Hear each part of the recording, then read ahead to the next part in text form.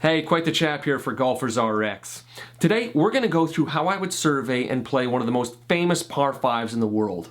The par 5 18th at Pebble Beach, which unfortunately we'll be playing virtually. So we're all quite familiar with this hole, I'm sure, but we're going to take a quick look at what we're dealing with. We've got a 540-yard par 5, for most amateurs anyway, and a slight dogleg left with the ocean down the entire left side.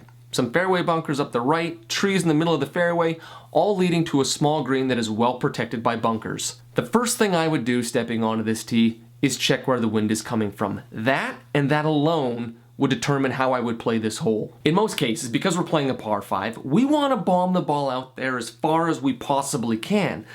But again, depending on where the wind is coming from and how much it's blowing, we have a few things to keep in mind. Our shot shape, our average distances off the tee, which could easily lead to fairway bunkers, trees, and of course, the ocean. If the wind is directly behind me, I'm going to try and bomb one past these trees that are about 270, 280 yards off the tee. If the wind is blowing right to left, which favors my shot shape, then I'm going to try and bomb one past these trees again. And then I'm left with an interesting decision. To go for it or not go for it. I'm left between 215, 230 yards to the front of the green. What welcomes me is a very narrow opening, well protected by bunkers, and a relatively small green. So if I'm bringing in a ball with the wind behind me, I may not be able to stop it on the green. Lord hates a coward, so I go for it. But I still err on the side of caution. With a right to left shot shape, I aim out to this tree and hope that my ball will naturally come back to the green. If I end up in the front bunker or back bunker, I'd say I did pretty well and pulled off a great shot. Now, if the wind is off the ocean, which, let's be honest, it probably is, or it's into me, then I'm going to play position golf. That means I'm going for a shot out here in this area, which is between 220, 240 yards.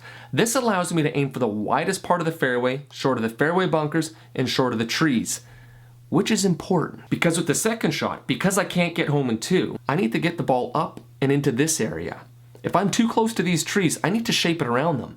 If I ensure that I lay back far enough, I don't really have to worry about it. So I lay back far enough that the trees don't cause me any issues, and now I have a mid to long iron into this area. Important memo, just because you're laying up does not mean you can get lazy. You need to be specific and precise as if you're hitting into a green. From there, I'm left with a pretty relaxed 120, 140 yard pitch to the green.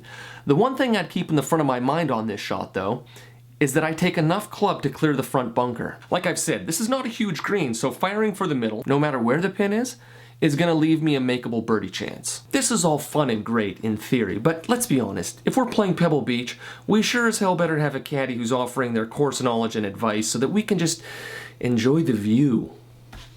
Until next time, keep it out of the ocean. Please be advised that carrying the shanks, skanks, hosel rockets, whiffs, flubs, muffs, hooks, slices, chunks, thins, yips, 3-putt, 4-putt, pop, skyball, or worm burner does not happen from osmosis, wishing, club throwing, swearing, or asking nicely of your ball.